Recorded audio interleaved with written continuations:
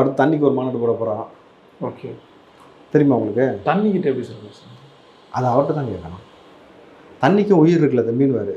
தண்ணிலையும் நுண்ணுயிர்கள் வாழுதுல, உயிர் இருக்குல்ல. நான் தண்ணிகிட்ட உட்காந்து பேசுவேன். தண்ணி இப்போ மரத்துட்டு போய் உங்களுக்கு தண்ணி கொடுத்தாங்களா சோறு கொடுத்தாங்கன்னு கேட்டேன். தண்ணிகிட்ட போய் என்ன கேட்பேன்? தண்ணி போட்டு பேசுவாரா சார்? பிடிக்குது. அது நீங்கள் அவர்கிட்ட தான் கேட்கணும். ஆப்வியஸ்லி இந்த முறை மரங்கள் மாநாடு நடந்த பொழுது எத்தனை முறை எழுதி வச்சதை பார்த்து படித்தா நீங்கள் பார்த்தீங்களா? எங்கள் அண்ணனை மாதிரி தொடர்ச்சியாக பேச முடியாதுன்னு அவங்க உருட்டுனாங்கல்ல, இப்படி குனிஞ்சு குனிஞ்சு குனிஞ்சு எழுதுறதை பார்த்து சீமான் அவர்கள் பேசிக்கிட்டு இருந்தார். இப்போ தண்ணி மாநாடு என்ன பேசுவார்? குளங்களை காணவில்லை, ஏரிகளை காணவில்லை, இதெல்லாம் நீங்கள் இப்போ எங்கே போயிருக்கீங்க? தண்ணி நீங்கள் இங்கே இருக்க வேண்டிய தண்ணி போய் சாக்கடையில் போய் கலந்துட்டீங்களா? தண்ணி பார்க்குறவங்க என்ன சார் சொல்லுவாங்க?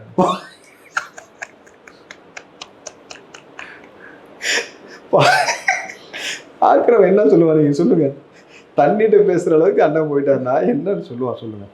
இல்லை தண்ணியில் வாழ்கிற மீன்கிட்ட போய் பேசுவாரா? மீனே உனக்கு தண்ணி கரெக்டாக இருக்கா? நண்டே உனக்கு தண்ணி கரெக்டாக இருக்கா? அதனால் நீ சாகுறியா வாழ்றியா? இதெல்லாம் பேசுவாரா? இப்போது அடுத்து நம்ம வாழ்கிறதுக்கு அடுத்து என்ன தம்பி? பஞ்சபூதங்கள் அடுத்து நெருப்பு ஒன்று இருக்குல்ல, நெருப்புக்கு மாநாடு போடுவாரான்னு என்ன தம்பி? நெருப்புக்கு போடுறதுக்கு வாய்ப்பு இல்லை சார். அது எரியும்ல சார். ஏற்கனவே வயிறு எரிஞ்சிட்டு தானே இருக்கு அவருக்கு. விஜய் வந்துட்டாருன்னு அந்த மாநாடு டெய்லி அங்கே நடந்துகிட்டு தான் இருக்கு. அதனால் தனிப்பட்ட மாநாடு தேவைப்படாதுன்னு நினைக்கிறேன். ஸோ தண்ணி மாநாடை உண்மையிலுமே நான் எதிர்பார்த்துட்டு இருக்கேன் தம்பி. இது வரைக்கும் போட்ட மாநாடெலாம் ஓகே. தண்ணிக்கு மாநாடு போட்டு என்ன முன்னெடுப்பு எடுக்கிறீங்க? ஆனால் அட்லாஸ்ட் என்ன சொல்லுவார் சொல்லுவேன். தெரியல அது எப்படி என்ன பேச நம்ம அது இதுதான் பிரச்சனை. கடைசி அண்ணன் என்ன சொல்லுவாரான்னு யாருக்குமே தெரியாமல் ஒரு ட்ரோலாகவே போயிட்டுருக்கு. நீங்கள் சீமான் அவர்களுக்கு இருக்கக்கூடிய பெரிய சிக்கல், பெரிய பிரச்சனை என்ன? கடைசி அண்ணன் சீமான் என்ன தான் சொல்ல வராரு அப்படின்றத யாராலுமே புரிஞ்சிக்க முடியாத சூழலில் தான் அண்ணன் சொல்லிட்டு இருக்காரு. முதல்ல அவருக்குமே ஒரு புரிதல் இல்லை, ஆனால் அவருக்கு ஒரு தெளிவு இருக்குது. என்ன தெளிவு? நம்ம விஜய் மட்டும்தான் எதிர்க்கணும். இன்னைக்கு நம்ம களத்தில் நிற்கிறது அதுக்காகத்தான், அதுக்கான அரசியலை தான் நம்ம எடுத்துருக்கிறோன்றதுல ரொம்ப தெளிவாக இருக்கார் நம்ம பொழுது. இப்போ நாம் தமிழரை பின்பற்றக்கூடிய தம்பிகள் அண்ணனை வச்சு ஒரு டெஸ்ட் பண்ணி விடுங்க.